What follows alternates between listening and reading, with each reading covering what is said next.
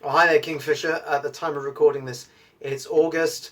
It's been almost 5 months since we first entered into that period of lockdown. We've seen some easing of restrictions at this point in time, but we've also seen a tightening of restrictions in some local lockdowns. We also got the news yesterday that the UK is now in a period of recession. And we haven't gone through this and got back to normal perhaps as quickly as we first anticipated back in March. But with that in mind, there are a few passages from Scripture that I want to share now that I pray would be an encouragement for you, for us together as a church. The first passage then is from Matthew 21:21. And in the context here, Jesus has just cursed a fig tree. The disciples have seen it withered. They're amazed at how quickly this fig tree withered. And Jesus goes on to say, verse 21, "Truly I tell you, if you have faith and do not doubt, not only can you do what was done to the fig tree, but also you can say to this mountain, go, throw yourself into the sea, and it will be done." Now, the wider context of this passage is Jesus has been to the temple in Jerusalem. He's looked around at this place that is meant to be a house of prayer, but it has become this den of robbers. Now, it has become this sanctuary for selfishness. It's become this idol that people are thinking that they can do whatever they want to do because they have the temple of the Lord with them. That their trust is in this temple. Their trust is not in God, but thinking that they're immune, that they're safe, that they're secure, that they have this den, but it's a den of robbers.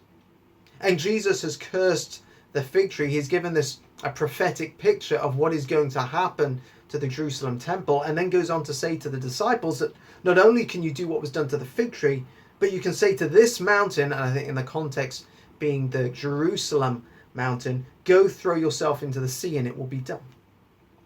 That idols can be cast down through effective prayer. And we consider back in March how in many ways this period that we find ourselves in could well be an answer to a prayer that people have been praying for years, that God would bring about a change and a transformation in this nation, in the church, that he would shake things up, that those things that we held on to as idols would be taken away from us.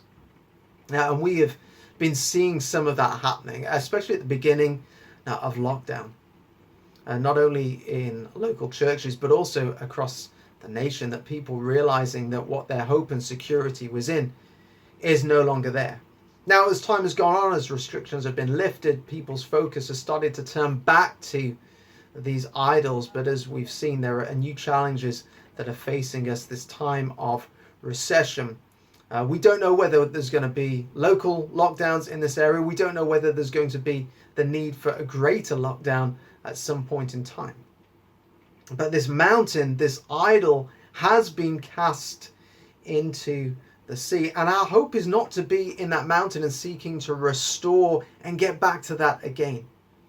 Now, we shouldn't be discouraged when things don't return back to normal as quickly as we hope, because, and here's our second passage, Psalm 46. Psalm 46, in many ways, I think, a psalm for us at this point in time. It says, God is our refuge and strength, an ever-present help in trouble. Therefore we will not fear, though the earth gives way and the mountains fall into the heart of the sea. That God is the one who is our refuge and strength. The God of Jacob, he is our fortress. This is a time where we are anticipating, we're looking forward to, we're hoping some point in September that we'll be able to physically meet together again. It is a long journey. Things are not returning back to normal. But whatever happens, whether things progress, whether it's an upward incline or whether it seems to be a downward spiral, let us set our focus on Jesus and not on these mountains, not on these false hopes.